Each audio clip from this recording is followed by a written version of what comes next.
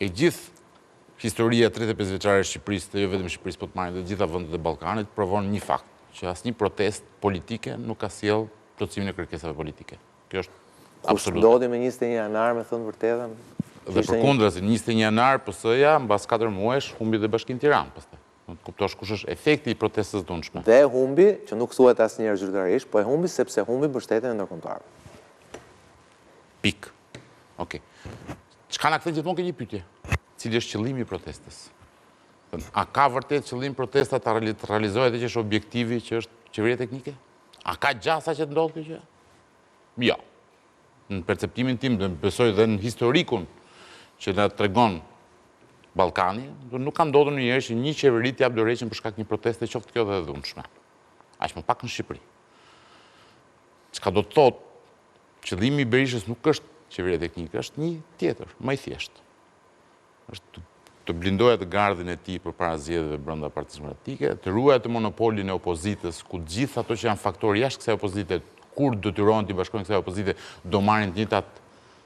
Një ftesë që ai e përsëriti, çuditërisht mbrëmë dhe sot, si radhja që i ftoi dhe faktorët e tjerë opozitarë të bashkohen. Po faktorët opozitarë do bashkohen. Ose më saktë të rreshtohen. Të bashkohen. Berisha nuk kërkon bashkëpunëtor, Berisha kërkon gjithmonë vasal. Dhe bashkëpunimi ose bashkimi një protestë të tillë do t'i bënte njësoj të gjithë faktorët e tjerë opozitarë, sikurse ç'është sot Partia Demokratike dhe gjithë ato që janë aleatë të Partisë Demokratike. Çka do të thotë Berisha po përpiqet të konsolidojë qëllimin e tij për të qenë lideri absolut i opozitës, për t'i dhënë opozitës nocionet një opozite të dhunshme, çka është shërbimi më i mirë që ai mund t'i bëjë Ramës. Në fund të ditës, perceptimi që të lë protesta është perceptimi që ishte protestë e dhunshme. Nuk i hym diskutimit ishte apo nuk ishte dhunshme, se kjo është pjesë faktike dhe nuk e vlen të diskutojmë. Në politikë ka vlerë perceptimi.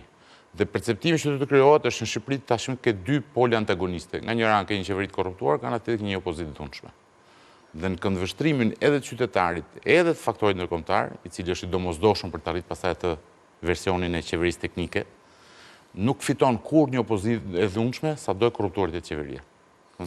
Dhe në fakt është që nëse protesta në vitet shkuara, në dekadat shkuara, në qeverisë të shkuara, këtu po fusë edhe protestat e Partisë Demokratike deri në vitin 2019 kishin një ehon ndërkombëtare, në sensin që kishte një që reagonte nga Parlamenti Evropian, një që reagonte nga PPE-t, një që reagonte nga Shtetet e Bashkuara.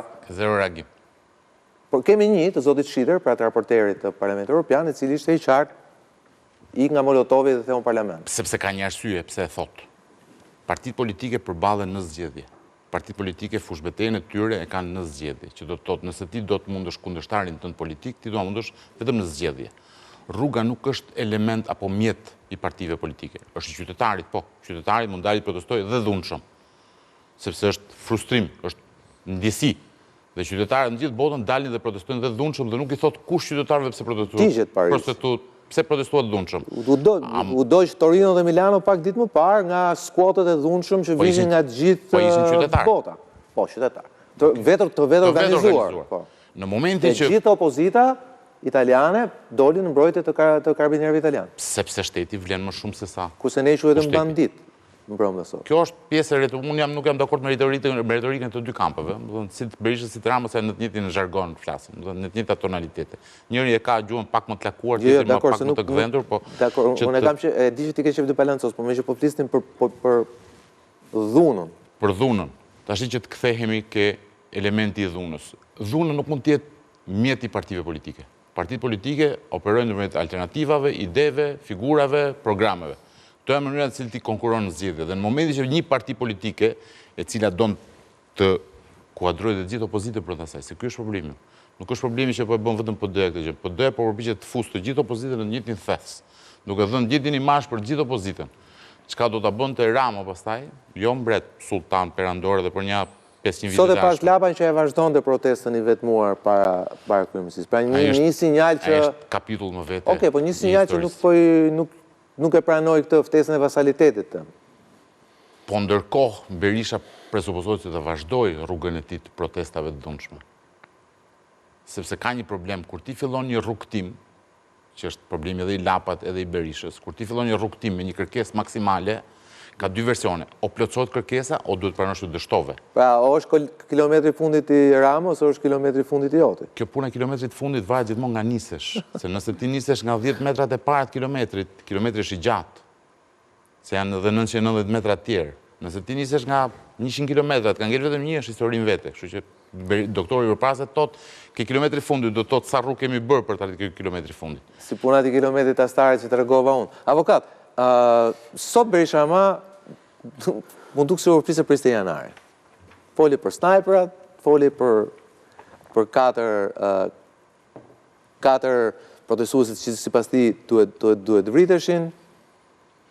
Në fakt, editoriali juaj... Pse zoti Berisha temi e ringriti kaq hapur, se nuk besoj që e bëri pa vetdije, sindromin e 20 janari? Editoriali juaj sot foli aq shumë sa ne kemi të vështirë çfarë të themi tani. Me thënë drejt. Ka gjithmonë çfarë thuar. Po, gjithsesi, ju them që janë të vërteta dhe këto që thot kolegu im Kthupi, por të mos harrojmë